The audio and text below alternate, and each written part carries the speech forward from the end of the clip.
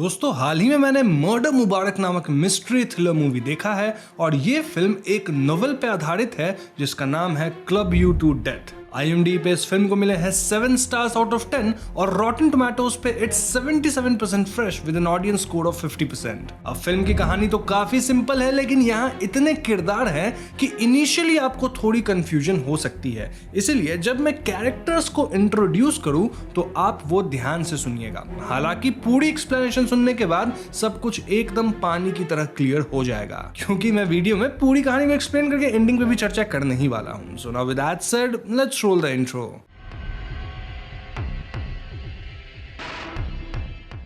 तो कहानी शुरू होती है रॉयल क्लब दिल्ली यानी RCD के एक पार्टी से। पहली दफा हमें बस इतना समझ आता है कि ये एक बहुत ही एक्सक्लूसिव क्लब है जहां दिल्ली के मिलियनेयर्स और बिलियनेयर्स ही शामिल रहते हैं। फिलहाल हम एक छोटी बच्ची को देखते हैं जो हर जगह अपनी कैट को ढूंढ रही है जिसका नाम था प्रिंस हैरी। अब ये कैट हमें एक टेबल के नीचे दिखाई देती है जहां हम एक आदमी की बॉडी को भी देखते हैं। इनफैक्ट यहाँ काफी सारा खून सा कुछ तो बिखरा हुआ था जिसे देखकर लग रहा था कि यहाँ कोई हादसा हुआ है। इसी बीच हम इस क्लब के कुछ स्टाफ मेंबर्स से भी इंट्रोड्यूस होते हैं, जैसे लियो जो क्लब के जिम का ट्रेनर था। एंड देन क्लब के जो मौजूदा प्रेसिडेंट थे वो थे मिस्टर भाटी। आज क्लब में तंबोला नाइट ऑर्गेनाइज किया गया है जिसमें हम इस क्लब में शामिल सभी इलीट फैमिलीज को आते देखते हैं। इनमें 3 मेजर फैमिलीज हैं जो कि हैं बत्रास, डोगरास और टोडीज। बत्रा फैमिली में हम मिस्टर और मिसेस बत्रा से मिलते हैं जिनका एक बेटा भी है नेम्ड यश। यश एक ड्रग एडिक्ट है जो कि रिहैब वगैरह में भी भेजा गया था, लेकिन लगता नहीं है कि रिहैब का उस पर कोई असर हुआ है। वहीं टोडीज फैमिली की बेटी है बाम्बी टोडी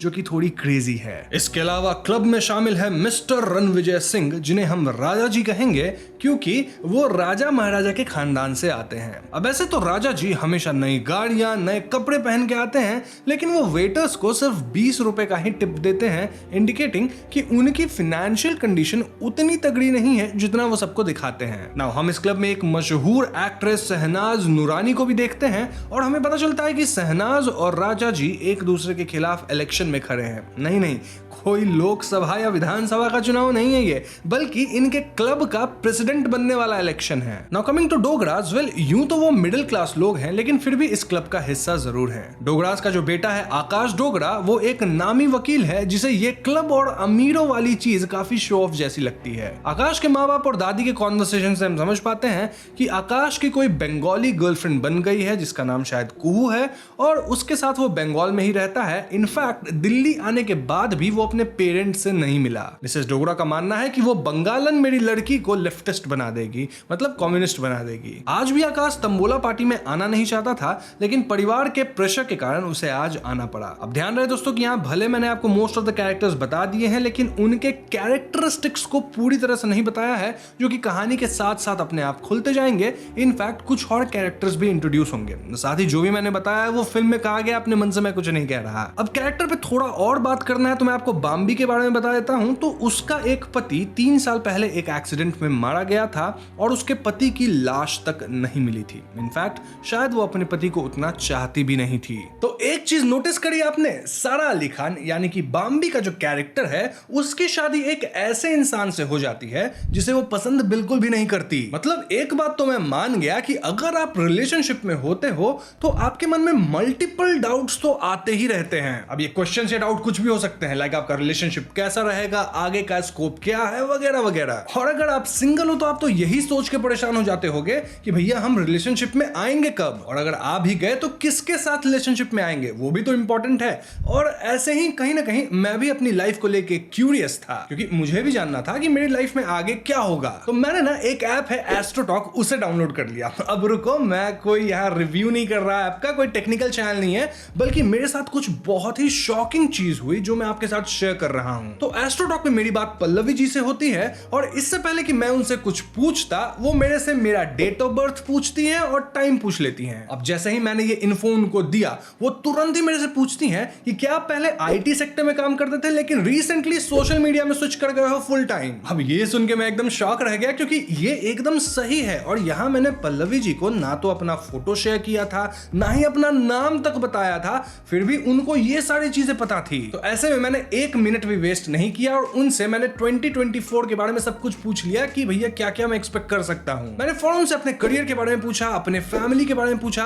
और अपने रिलेशनशिप को लेके भी मेरे पास एक पर्सनल क्वेश्चन थी जो कि मैंने उनसे पूछ लिया। अब यार डाउट्स और इशू तो हर किसी के लाइफ में आते ही हैं, चाहे वो रिलेशनशिप से रिलेटेड हो या फिर करियर से रिलेटेड। और अगर करियर ठीक भी चल रहा है तो मन में एक सवाल होता है कि मैं सेटल कब होऊंगा। तो इन्हीं सवालों को जानने के लिए आप एस्ट्रो टॉक का इस्तेमाल कर सकते हो। अच्छा रुको, मैं काम करता हूं, मैं एस्ट्रो टॉक का लिंक डिस्क्रिप्शन और पिन कमेंट दोनों में डाल देता हूं। वहां क्लिक करके एस्ट्रो टॉक को डाउनलोड करो और तब आपको पहली चैट फ्री में मिल जाएगी। Now coming back to video, party में हम सभी को साथ में फोटोज खिंचवाते भी देखते हैं, जहां हम क्लियरली बाम्बी और आकाश के बीच कनेक्शन देख पाते हैं। ठीक इसी पॉइंट पे वो बच्ची अपनी कैट को ढूंढते ढूंढते उस टेबल के पास पहुंच जाती है जहां उसे उस आदमी की बॉडी मिलती है। इसे देख वो जोर से चीखती है और यहां से सीन कट हो जाता है। अब अगले सीन में हम अगली सुबह का समय देखते हैं जहां हम मिलते हैं फिल्म के मेन कैरेक्टर एसीपी भवानी और सब इंस्पेक्टर पदम कुमार से। टिपिकल थ्रिलर ड्रामा के भांति इन्हें रॉयल क्लब्स दिल्ली यानी कि RCD से एक कॉल आता है। पता चलता है कि क्लब में एक डेड बॉडी मिली है और ऐसे में भवानी और पदम रॉयल क्लब दिल्ली यानी RCD पहुंचते हैं। RCD के प्रेसिडेंट मिस्टर भाटी इन दोनों को क्लब का बखान सुनाने लगते हैं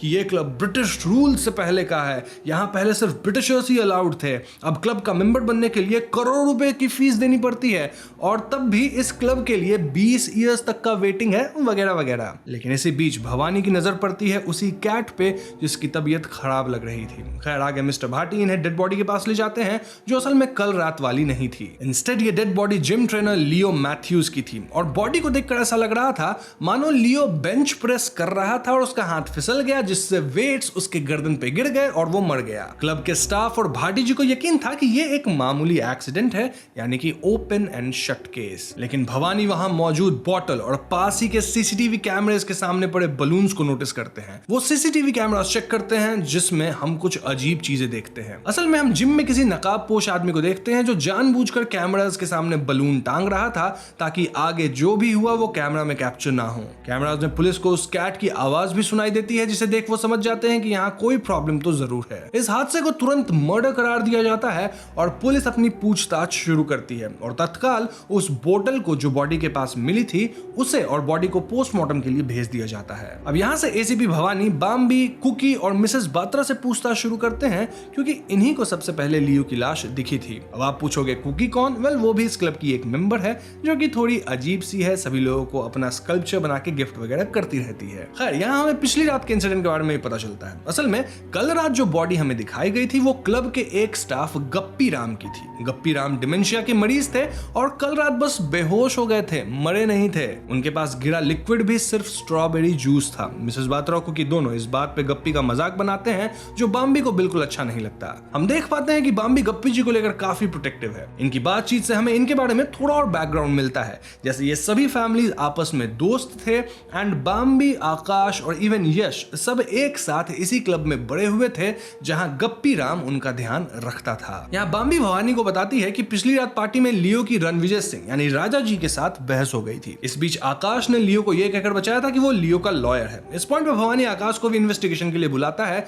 जबकि आकाश आज वापस कोलकाता जाने वाला था, लेकिन बाम्बी के कहने पे वो अपना जाना कैंसिल कर देता है। अब भवानी से बातचीत करते हुए आकाश बताता है कि कई साल पहले उसने एक छोटे से ड्रग केस में लियो की मदद की थी, लेकिन वो उसका ऐसे लॉयर नहीं है। वो तो सिर्फ लियो को राजा जी से बचाना चाहता था और ये जो अमीर लोग हैं ना वो सिर्फ दो चीजों से डरते हैं जो कि है टैक्सेस और लॉ सूट्स। अब इनिशियल पूछताछ से ये क्लियर था कि लियो का चक्कर क्लब के ऑलमोस्ट हर इलीट फीमेल मेंबर के साथ था। हाल ही में उसे एक्ट्रेस सहनाज के साथ कई बार देखा भी गया था। जांच के दौरान भवानी और पदम जिम के बाकी दो ट्रेनर्स तेजू और थिंग सुख से भी बात करते हैं। तेजू बताता है कि आज सुबह प्रोटीन शेक उसने ही बनाया था, लेकिन इस मर्डर के बारे में उसे कुछ भी नहीं मालूम। वहीं क्लब की दूसरी तरफ हम बाम्बी और आकाश को साथ में देखते हैं। ये दोनों किसी जमाने में चाइल्डहुड स्वीट हार्ट्स हुआ करते थे, बट देन कुछ साल पहले बाम्बी ने इस क्लब के एक अमीर आदमी अंशुल से शादी कर ली। लेकिन फिर 3 साल पहले अंशुल का एक एक्सीडेंट में देहांत हो गया, मैंने बताया था आपको ये पहले, और तब से बाम्बी अकेली पड़ गई। आज वो आकाश को इस बात के लिए कन्फ्रंट भी करती है कि उसने कभी उसका फोन नहीं उठाया ड्यूरिंग दिस 3 इयर्स। इनफैक्ट उसने 3 साल में उसका हाल चाल भी नहीं लिया, लेकिन आकाश इस बात को टाल देता है। हम यहाँ उस रात का फ्लैशबैक भी देखते हैं जिस रात आकाश बाम्बी से आखिरी बार मिला था। उस दिन अंशुल और बाम्बी की पहली सालगिरह थी और बाम्बी आकाश को कुछ बताना चाहती थी, लेकिन आकाश बाम्बी को किसी और के साथ नहीं देख पाया और बाम्बी के लाख रोने के बावजूद भी वो कोलकाता चला गया एक नई लाइफ शुरू करने। खैर प्रेजेंट टाइम में क्लब के अंदर अब भी इन्वेस्टिगेशन जारी है। भवानी गप्पी राम जी से भी पूछताछ करता है जिसमें वो कुछ अजीब बातें करते हैं। उनका कहना था कि वो जानते हैं कि कत्ल किसने उसने किया है, लेकिन इसके बाद वो ठंड, मौसम और पता नहीं क्या क्या बोलने लगते हैं। अब यहाँ का हेड शेफ पुलिस को बताता है कि डिमेंशिया के बाद से गप्पी राम जी कुछ भी उल्टा सीधा कहते हैं और उनकी गवाही को सीरियसली नहीं लिया जा सकता। लेकिन भवानी का शक अब भी गप्पी राम पे बना हुआ था, खास करके तब जब वो उन्हें अकेले गार्डन में लगातार बड़बड़ाते हुए देखता है। इस क्लब के बाद पुलिस का अगला ठिकाना था लियो का घर। उसके कमरे में काफी इंटरेस्टिंग चीजें मिलती हैं। पुलिस को लियो के पास एक बॉक्स मिलता है जिसमें उसने लिटरली हर क्लब मेंबर का कोई ना कोई सामान रखा हुआ था, जैसे ज्वेलरी, घड़ी, महंगी चीजें वगैरह वगैरह। यूं तो उसका सारा सामान अब भी कमरे में था, मगर एक टैबलेट मिसिंग था। लैंडलॉर्ड से भवानी और पदम को पता चलता है कि लियो अपने टैबलेट में अक्सर वीडियोस रिकॉर्ड करता था और उसे दिन भर देखता रहता था, लेकिन अब वो टैबलेट यहाँ नहीं था, विच मींस कि किसी ने उसे गायब जरूर किया है। इधर बैक इन आरसीडी हम बाम्बी और आकाश को बात करते देखते हैं, जहां बाम्बी रिवील करती है कि उसने पुलिस से एक बात छिपाई है, वो ये कि लियो उसे भी ब्लैकमेल कर रहा था। असल में बाम्बी एक क्लिप्टोमैनियक है। जिन्हें नहीं मालूम उन्हें बता दो कि क्लिप्टोमैनिया एक ऐसा डिसऑर्डर है जिसमें इंसान को चीजें चुराने की लत लग जाती है, और बाम्बी को बचपन से ये बीमारी थी। तब उसका चुराया सामान अक्सर आकाश लोगों को लौटाने जाता था ताकि उसे सेफ रख सके। बीच में बाम्बी कहती है कि उसने ये आदत छोड़ दी थी, मगर अंशुल के मरने के बाद उसकी ये आदत वापस लौट आई है। इनफैक्ट इस पल भी बाम्बी ने एसीपी भवानी का चश्मा चुराया था। बाम्बी आकाश को अपना फोन दिखाती है जिस पर लियो ने उसे बार बार ब्लैकमेल किया था और वो हमेशा एक गाना भेजता था। वो कहती है कि जब भी लियो ये गाना भेजता था तो समझो ये लियो की तरफ से इशारा था कि उसे और पैसे चाहिए। By the way this song was आवारा हूं बाय मुकेश जी। यहाँ आकाश बाम्बी को कन्विंस कर लेता है कि वो ये बात एसीपी के साथ शेयर करे। दोनों यही करते हैं और बाम्बी भवानी को अपना फोन और वो गाना वगैरह दिखाती है। बदले में एसीपी लियो का फोन चेक करवाते हैं जो अब भी पुलिस की हिरासत में था, मगर सरप्राइजिंगली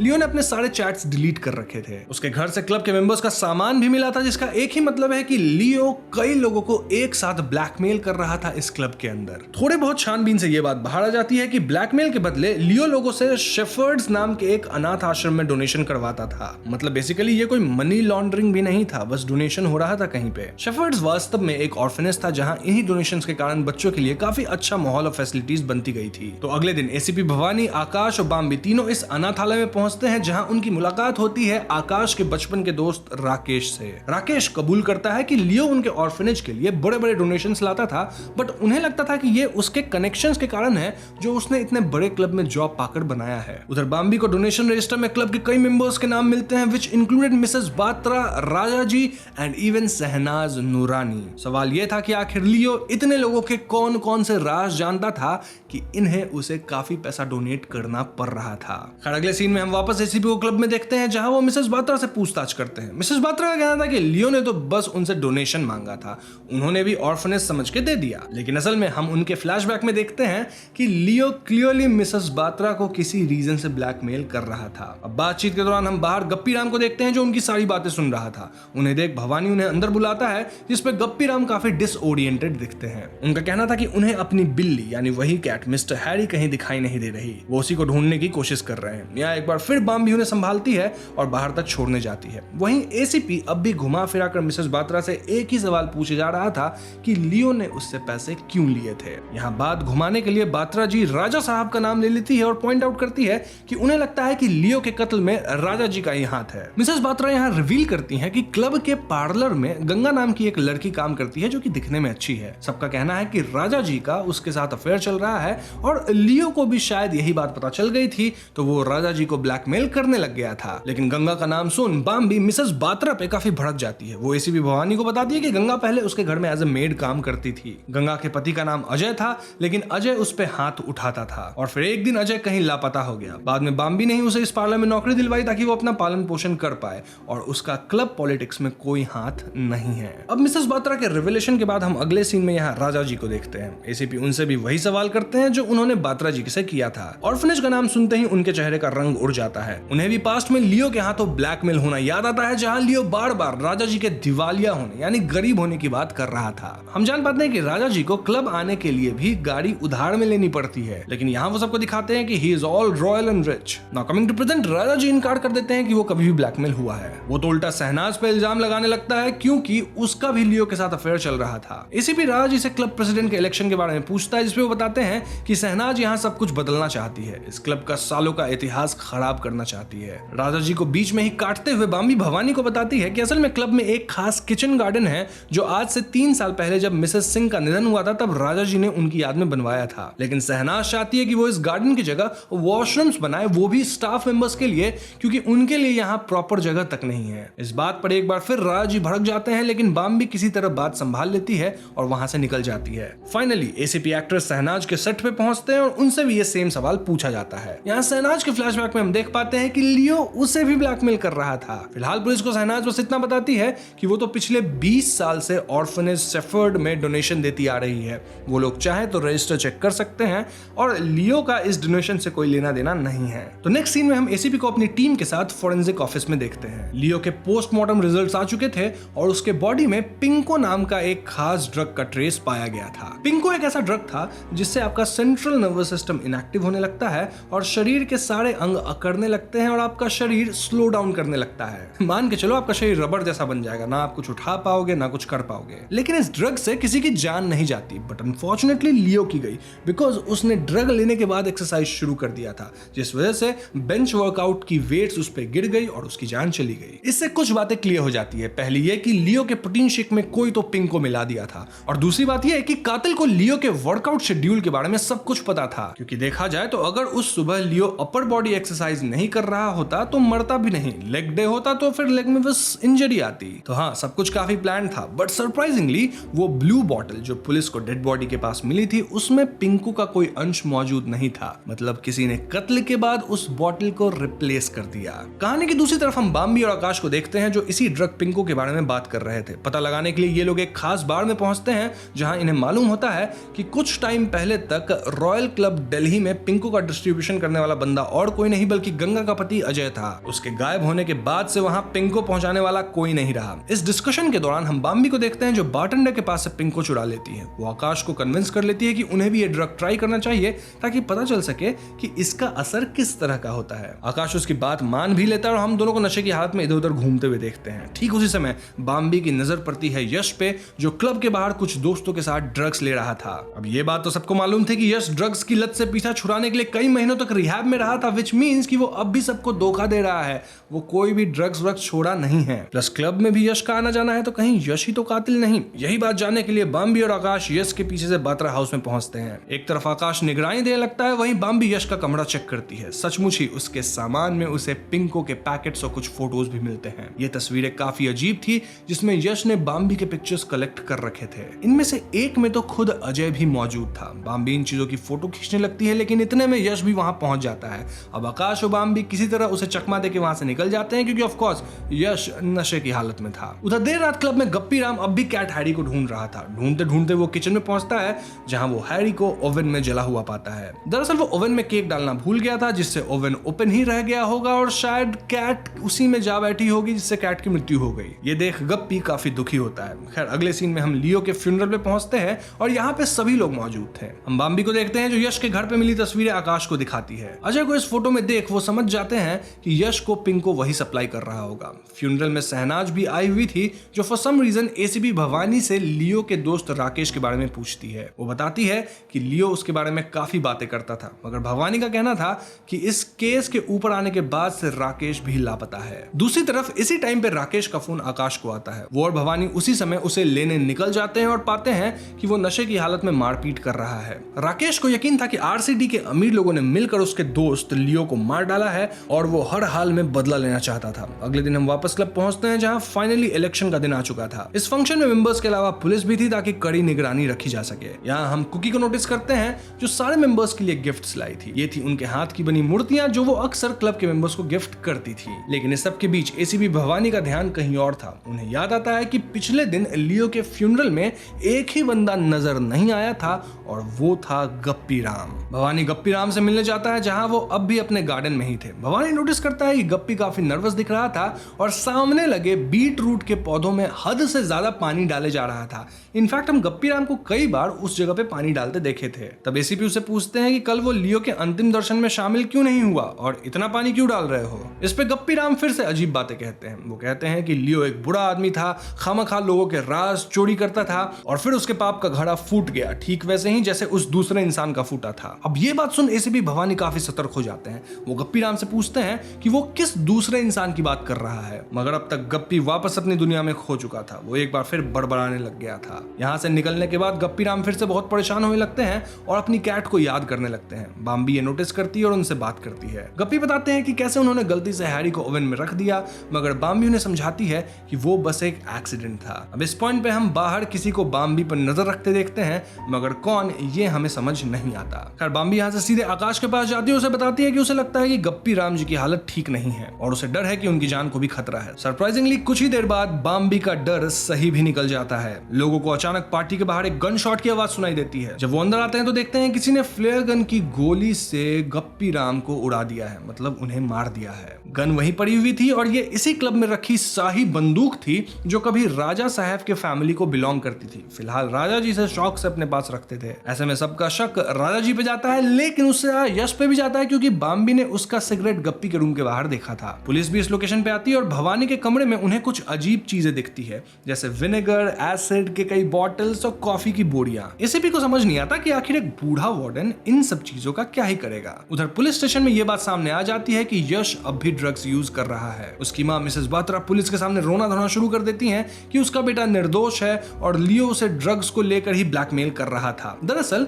मिसेस बात्रा सबको बताती फिरती थी कि वो अपने बेटे को विदेश भेजी है किसी बहुत ही 5 स्टार जैसे रिहैब में, जहां पे उसका बेटा एकदम ठीक हो गया है, बहुत अच्छा है। लेकिन असलियत में वो यश को एक लोकल नशा मुक्ति केंद्र में भेजी थी जहां यश की हालत बहुत बुरी थी, इतनी बुरी कि यश को वहां से वापस लाना पड़ा और यश के ड्रग्स की लत तो छूटी नहीं है, ये आपको पता ही है। तो इसी मुद्दे को लेकर लियो कहीं ना कहीं मिसेस बात्रा को ब्लैकमेल कर रहा था। ऐसे के बाद बाम्बी और आकाश को यकीन था कि यश का कनेक्शन लियो और अजय से भी है, क्योंकि दोनों को पता था कि वो एडिक्टेड है। साथ ही बाम्बी को उसके घर से पिंको के ट्रेसेस भी मिले थे।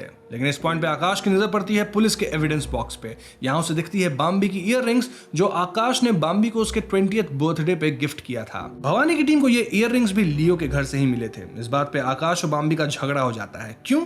क्योंकि बाम्बी भी लियो के साथ सोई होगी और बदले में ये ईयररिंग्स उसे देने पड़े होंगे। ये जानकर पुलिस भी सतर्क हो जाती है, क्योंकि इसका मतलब ये था कि खुद बाम्बी भी गुनहगार हो सकती है, यानी कि वो भी तो ब्लैकमेल हो रही थी ना। भवानी बाम्बी से साफ साफ कह देता है कि वो उसकी किसी भी बात पे या फिर फोटोज पे यकीन नहीं करेगा जो कि वो यश के घर से लाई थी, क्योंकि वो अब खुद कॉम्प्रोमाइज हो चुकी है। जाते जाते भवानी से बाम्बी से इतना पूछता है कि वो पहले ईयररिंग्स के बारे में सच क्यों नहीं बताई, जिसपे वो कहती है कि वो नहीं चाहती थी कि आकाश को कुछ भी पता चले। अब यहाँ से कहानी गंभीर मोड़ ले लेती है जब भवानी को एकदम से स्ट्राइक करता है कि इतने दिनों से जो वो गप्पी राम को बीट रूट के पौधों में हद से ज्यादा पानी डालते देख रहा था, वो गप्पी पानी नहीं डाल रहा था बल्कि एसिड, विनेगर या कॉफी ये सब मिला के डाल रहा था। जी हाँ, वही चीजें जो कि वो गप्पी के घर में भी देखा था। और इसका एक ही मतलब है कि पौधों के आसपास की जमीन में कुछ तो गड़ा हुआ है जिसे गप्पी गलाने की कोशिश कर रहा था। तो नेक्स्ट सीन में हम सभी को क्लब में देखते हैं जहां भवानी उस गार्डन को डिग करवाता है और वाकई अंदर से निकलती है एक लाश जो कि इतने समय के बाद कंकाल में तब्दील हो गई थी। सभी को लगता है कि ये लाश फॉर श्योर गंगा के पति अजय की होगी, जो कि कुछ साल पहले अचानक गायब हो गया था।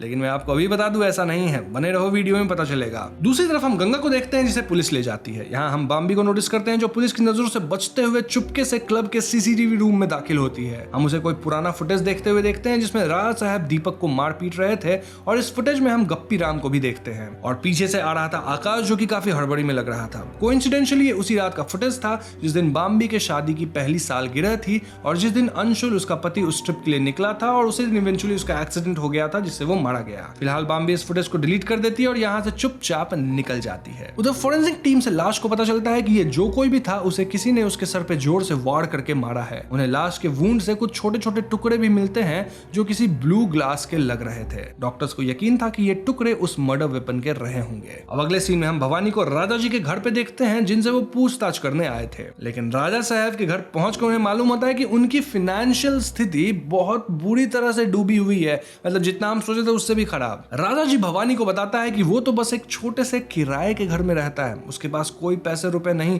लेकिन वो क्लब में अपनी शान कम नहीं करना चाहता। हर दिन 4 बजे उसे वो रॉयल्टी मिलती है उस क्लब के अंदर, इसलिए किसी तरह उधार लेके वो एक दोगली जिंदगी जी रहा है। यहाँ हमें यह भी पता चलता है कि राजा साहब को लियो उनकी सिर्फ माली हालत के लिए ही नहीं ब्लैकमेल कर रहा था। असल में राजा जी और जिम का वो दूसरा ट्रेनर थिंगसुक गे रिलेशनशिप में थे और ये राजा जी किसी भी हाल में दुनिया को बताना नहीं चाहते थे। प्रेजेंट टाइम में भवानी राजा साहब को अरेस्ट करता है क्योंकि अब शक की सुई उन पे चढ़ चुकी है। सबको राजा जी के बारे में पता भी चल जाता है और सब लोग उन पे हंस भी रहे थे और सभी को यकीन है कि अजय का मर्डर राजा साहब ने ही किया है। क्यों? क्योंकि एक तो सबकी नजर में था कि उनका अफेयर गंगा के साथ चल रहा है जो कि अब तो गलत प्रूव हो गया, और दूसरा उनकी ही बीवी के मेमोरियल वाली जगह यानी उस किचन गार्डन में लाश मिली थी। तो ऐसे में राजा साहब के पास पास कोई चारा नहीं था और वो भवानी के साथ जाने को राजी हो जाते हैं। लेकिन यहाँ भवानी की नजर एक चीज पे पड़ती है। कमरे के कोने में एक शो पीस रखा हुआ था, वही जो कुकी बनाया करती थी और लोगों को देती थी। ये एक मदर टेरेसा की मूर्ति थी जिसपे छोटे छोटे ब्लू ग्लास के टुकड़े लगे हुए थे, ठीक वैसे ही जैसे उस लाश के अंदर मिले थे। अब ये देखने के बाद भवानी सीधा कुकी के पास पहुंचता है और उनसे इस मूर्ति के बारे में पूछता है। कुकी बताती है कि उन्होंने ऐसी 2 मूर्तियां बनाई थी, जिनमें से एक उसने राजा साहब को दी थी और दूसरी डोगरास को। वहीं दूसरी तरफ पुलिस के सामने आता है एक और ट्विस्ट। वो पाते हैं कि अजय तो असल में जिंदा है और पुलिस उसे उसके हाइडिंग जगह से ढूंढ निकाली है। मतलब जिसे हम मरा मान रहे थे वो जिंदा निकला और वो इतने सालों से बस छुप कर रह रहा था। मगर सवाल ये है कि अगर अजय जिंदा है तो वो लाश किसकी है। पैरेलली हम आकाश और बाम्बी को एक बार फिर साथ देखते हैं। आकाश उसे बताता है कि वो वापस कोलकाता जा रहा है और उससे आखिरी बार मिलने आया है। बाम्बी बहुत दुखी हो जाती है मगर उससे कुछ कहती नहीं। इस पॉइंट पे आकाश का फोन बजने लगता है और उसे एक बार फिर राकेश ने फोन किया था। राकेश आकाश को बताता है कि उसके हाथ कुछ इंपॉर्टेंट लगा है। क्या हाथ लगा है? वेल, वो लाल टैबलेट जो लियो का था, जो अब तक मिसिंग था। आकाश ने क्लियरली उसमें लियो की मौत से जुड़ा कुछ इंपॉर्टेंट देखा था। आकाश राकेश को किसी से भी कुछ ना कहने को कहता है और फौरन उससे मिलने निकल जाता है। इधर पुलिस बाम्बी को फोन करती है और उससे आकाश के बारे में पूछती है। अब तक बाम्बी को भी कुछ डाउट हो चुका था, इसलिए वो झूठ कह देती है कि उसने आकाश को नहीं देखा। तब भवानी उसे बताता है कि डीएनए टेस्ट के रिजल्ट से उन्हें ये मालूम हुआ है कि वो लाश जो उन्हें मिली थी वो असल में उसके पति अंशुल की है। जी हाँ दोस्तों, अब एक तरफ हम आकाश को ऑर्फनेज भागते हुए देखते हैं, जहां दूसरी तरफ हम बात्रा हाउस में यश को देखते हैं। यश ने खुद को मारने की कोशिश करी है और जाते जाते एक चिट्ठी छोड़ा था जिसमें उसने बाम्बी के लिए अपनी फीलिंग्स कबूल किए थे। मिसेस बात्रा अपने बेटे को किसी तरह बचाती है और हॉस्पिटल ले जाती हैं। वहीं ऑर्फनेज में राकेश से मिलने पहुंचती है शहनाज। यहाँ से सीन कट होता है और हम अगली सुबह में पहुंचते हैं जहां एसीपी भवानी सभी क्लब मेंबर्स को बुलाए थे। अब यहाँ एसीपी भवानी एक एक करके सभी का सच रिवील करते हैं। सबसे पहले पता चलता है फेमस एक्ट्रेस शहनाज नूरानी का सच। तो शहनाज जब सिर्फ 16 साल की थी तब उन्होंने एक बच्चे को जन्म दिया था। उनकी माँ ने जबरदस्ती इस बच्चे को अनाथ आश्रम में भेज दिया और शहनाज को बाद में पता चला कि ये और कोई नहीं बल्कि शेफर्ड्स में रहने वाला राकेश था। जी हाँ, राकेश शहनाज का बेटा है। लियो यही चाहता था कि शहनाज राकेश को सारी दुनिया के सामने एक्सेप्ट कर ले और शहनाज इस बात पे अफसोस जताती है कि वो इतने समय तक अपने ही बेटे से दूर रही, क्योंकि ऑफ कोर्स उसकी एक इमेज बन गई थी, वो ऐसा नहीं कर सकती थी और अब शहनाज की 2 बेटियां भी थी। वो कहती है कि वो उसी की खातिर ऑर्फनेज में 20 साल से डोनेशंस देती रही थी ताकि राकेश अच्छे से जी सके और अब वो अपनी गलती सुधारना चाहती है। यहाँ शहनाज सभी के सामने राकेश को एक्सेप्ट कर लेती है। लेकिन राज का सिलसिला अभी भी जारी था क्योंकि लियो को शहनाज नहीं मारी थी। आगे ऐसे भी बताते हैं कि यश बचपन से ही बाम्बी को पसंद करता था, इसी कारण वो उसे स्टॉक करता और उसकी तस्वीरें निकाला करता था। उसके घर से ड्रग्स भी मिले थे विच कैन प्रूव कि उसी ने लियो को मारा हो। ऊपर से पिछली रात यश खुद को मारने का कोशिश भी किया और एक चिट्ठी में बाम्बी के लिए अपनी फीलिंग्स छोड़ दिया। तो क्या किलर वो है? ऐसे भी कहते हैं कि ऐसा बिल्कुल नहीं है क्योंकि किलर आकाश है। ऐसे भी बताते हैं कि 2020 में जिस दिन अंशुमन लापता हुआ, मतलब बेसिकली जिस दिन वो मारा गया था, उस दिन सीसीटीवी फुटेज में वो क्लियरली बैकग्राउंड में 12 बजे के करीब आकाश की गाड़ी देख पाए। अब उसके बाद का फुटेज डिलीट कर दिया गया है, लेकिन उन्हें यकीन है कि वो आकाश ही था जो अंशुमन से बदला लेने के इरादे से आया और उसे मार डाला। यही नहीं, वो मदर टेरेसा की स्टैचू भी कुकी ने उसकी फैमिली को ही गिफ्ट किया था, यानी डोगरास को, आकाश डोगरा। लेकिन अब वो उनके घर पर से गायब है, विच मीन्स कि मर्डर वेपन भी उसी का था। इस पर आकाश आर्ग्यू करता है कि उसने कोई कत्ल नहीं किया। हाँ, वो उस रात वापस लौटा था लेकिन बाम्बी से मिलने आया था और डोर नहीं खुला तो वो वापस चला गया। मगर अब इस बात को प्रूव करने के लिए उसके पास कोई सबूत नहीं था। मौजूदा सबूत उसके खिलाफ थे और इसे भी कहते हैं कि लियो का खून भी अंशुमन की भांति उसी ने किया होगा। ये कहकर पुलिस आकाश को गिरफ्तार करने लगती है, मगर शायद एसीपी अब भी किसी चीज का इंतजार कर रहे थे। वो इंस्पेक्टर पदम को इशारा करते हैं और कहते हैं कि अभी एक और राज बाकी है जो कि खुलेगा अपने आप। और इसी पॉइंट पे आगे आती है बाम्बी। जी हाँ दोस्तों, बाम्बी कहती है कि आकाश निर्दोष है क्योंकि जिसने मर्डर्स किए हैं वो और कोई नहीं बल्कि वो खुद है। यहाँ बाम्बी रिवील करती है कि आरडीसी यानी रॉयल दिल्ली क्लब उसके लिए सब कुछ था। इस क्लब के बाहर के लोग इस बात को नहीं समझेंगे क्योंकि उनकी दुनिया ही अलग है। वो बचपन से इस अमीरी और दौलत शोहरत का हिस्सा रही है और इससे दूर नहीं होना चाहती थी। वो प्यार तो आकाश से करती थी, मगर उसे मालूम था कि आकाश कभी भी इस प्रिविलेज सोसाइटी का हिस्सा नहीं बन पाएगा। वो मिडिल क्लास फैमिली से है, इसीलिए उसने अंशुल से शादी की। ऐसे में वो दोनों एक परफेक्ट कपल बनने की एक्टिंग करते रहेंगे, दोनों अमीर हैं, एकदम अच्छे दिखेंगे और बाम्बी को अपना ये क्लब भी नहीं छोड़ना पड़ेगा। फिर एक दिन बाम्बी को पता चलता है कि अंशुल उनकी झूठ मूठ की शादी से तंग आ चुका है। उसका अफेयर चल रहा था, वो भी गंगा के साथ। जी हाँ, जो उनके घर में मेड थी। ये वही रात थी जिस दिन अंशुल और बाम्बी की फर्स्ट एनिवर्सरी का सेलिब्रेशन भी था। बाम्बी अंशुल को कन्फ्रंट करती है, सेइंग कि वो एक मेड के साथ मिलकर उसे धोखा कैसे दे सकता है। इस पे अंशुल कहता है कि वो गंगा से प्यार करता है, उसे मालूम है कि बाम्बी को बस क्लब में बने रहना है, लेकिन वो ऐसी झूठी जिंदगी नहीं जी सकता और वो गंगा से शादी करना चाहता है। उसने तो डिवोर्स पेपर भी बनवा लिए हैं। बाम्बी उसे समझाने की बहुत कोशिश करती है और वो ये तक कह देती है कि तुम रखो अपना अफेयर, तुम जिसके साथ सोना है सो, चाहे वो गंगा ही हो, बस लोगों के सामने हम परफेक्ट हस्बैंड वाइफ दिखने चाहिए। बाम्बी ये भी कहती है कि गंगा को कभी इस क्लब में एक्सेप्ट नहीं किया जाएगा और इससे उसकी जिंदगी और भी मुश्किल हो जाएगी। मगर अंशुल उसकी एक नहीं सुनता। वो बाम्बी को याद दिलाता है कि ये सिर्फ एक क्लब है, पूरी लाइफ नहीं, और ये क्लब भी तो सिर्फ एक दिखावा है अमीर लोगों का, उसे इस दुनिया में रहना ही नहीं है। वो कहता है कि इस ट्रिप से वापस आने के बाद वो उससे अलग हो जाएगा और फिर बाम्बी अपने रास्ते और अंशुल अपने रास्ते। बाम्बी को ये कतई मंजूर नहीं था और वो गुस्से में पास ही पर स्टैचू से उसका सर फोड़ देती है और इसी वॉर से अंशुल की मौत हो जाती है। और साथ ही यहाँ हमें मालूम होता है कि ये मदर टेरेसा वाला स्टैचू डोगराज में जो दादी थी ना, वो गिफ्ट करी थी बाम्बी को उसके एनिवर्सरी पे या फिर शादी पे करी थी। मतलब गिफ्ट बेसिकली डोगराज से बाम्बी को कर दिया गया था। फिर क्या था, बाम्बी को अब लाश को ठिकाने लगाना था और गप्पी हमेशा से बाम्बी के साइड रहा। बाम्बी ने उससे झूठ कह दिया कि अंशुल ने गंगा के साथ जबरदस्ती की थी और इसलिए उसने उसे मार डाला। ये सुन गप्पी राम ने बाम्बी की मदद की लाश को ठिकाने लगाने में, फिर एसिड, कॉफी, विनेगर, ना जाने क्या क्या डालकर एविडेंस छुपाने में और उसको खत्म करने में। लेकिन सालों बाद एक दिन नशे की हालत में गप्पी इस राज के बारे में लियो को बता दिया एंड देन लियो बाम्बी को ब्लैकमेल करने लगा। तब बाम्बी ने उसे भी मार डाला, उस कैट को भी खत्म कर दी क्योंकि उसने भी वो ड्रग्स वाला प्रोटीन शेक पी लिया था। इनफैक्ट यश को भी पानी में डुबाने का काम बाम्बी का ही था ताकि सबको लगे कि यश खुद को ही मार रहा था नशे की हालत में। न इस सब के बाद भी जब पुलिस को ड्रग्स के यूज का पता चला तब बाम्बी ने पिंको ड्रग्स यश के घर पे प्लांट कर दिया, यहाँ तक कि गप्पी को भी नहीं छोड़ा। तो अब समझ रहे हो यश को भी कैसे इन चीजों में फंसाया गया। सब बाम्बी का प्लानिंग था और वो गप्पी तक को मार डाली। इतना सब कुछ करने के बाद भी वो आकाश को नहीं बचा पाई और इन द एंड उसे सच कबूल करना पड़ा, बिकॉज चाहे कुछ भी हो जाए वो आकाश से प्यार करती थी। उसे जेल में सरने कैसे देती। अब एंड सीन में हम बाम्बी और आकाश को साथ देखते हैं, जहां बाम्बी को यकीन था कि भले ही वो जेल में पड़ी रहे लेकिन आकाश हमेशा की तरह उसे सपोर्ट करेगा, उसका केस वही लड़ेगा। यहाँ हम बाम्बी का एक्सप्रेशन भी देख पाते हैं जो किसी साइको की तरह लग रहा था और लग रहा था कि हाँ ये कत्ल कर सकती है। तो बाम्बी की गिरफ्तारी के बाद आकाश को छोड़ दिया जाता है और एसीपी उसे घर तक छोड़ने जाते हैं। वो उसे सलाह देते हैं कि वो बाम्बी का केस ना लड़े और वापस कोलकाता चले जाए अपनी गर्लफ्रेंड कुहू के पास। अब इस पे आकाश कोई जवाब नहीं देता। तब भवानी आकाश से पूछते हैं कि उसकी गर्लफ्रेंड सचमुच एग्जिस्ट तो करती है ना,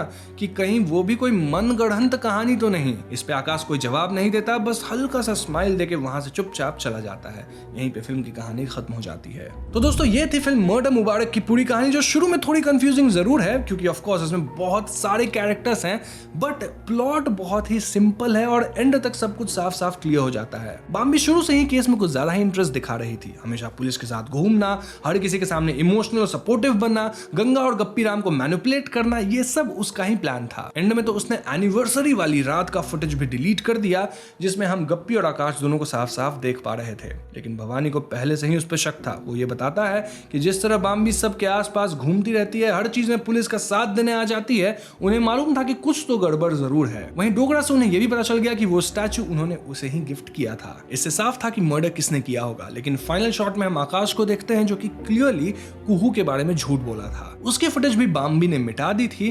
तो इससे कहीं ना कहीं ये सवाल भी आता है कि क्या सचमुच वो पूरी तरह निर्दोष है। आई मीन किसी ने उसे वापस जाते तो उस रात देखा नहीं एंड बाम्बी उसे प्यार भी करती थी। ऐसे में कुछ व्यूअर्स का ये भी मानना है कि हो सकता है आकाश भी इसमें दोषी हो या आकाश ही दोषी हो और Bambi took the fall for him. तो हाँ, यहाँ मेरा सवाल आपसे होगा कि आप बताइए आप किस थियरी को मानते हैं। क्या बाम्बी ही कातिल थी या फिर आकाश कातिल था और बाम्बी उसके लिए चली गई, या फिर दोनों की मिली भगत थी लेकिन पकड़ाई सिर्फ बाम्बी। 3 पॉसिबिलिटीज है, तीनों में से कोई एक चुनो, अपनी थियरी को एक्सप्लेन भी करना। साथ ही मैं रिकमेंड करूंगा कि आप इस फिल्म को नेटफ्लिक्स पे जरूर देखें। थोड़ी स्लो है बट हाँ एक अलग डिटेक्टिव तरह की मूवी है जो कि इंडिया में कम बनती है। तो बस आज की वीडियो में इतना ही। वीडियो पसंद आई हो तो लाइक और शेयर कीजिए और अगर चैनल पे नए हैं तो हमें सब्सक्राइब भी कीजिएगा क्योंकि हम अपने चैनल पे ऐसे वीडियोस लाते रहते हैं। पीस।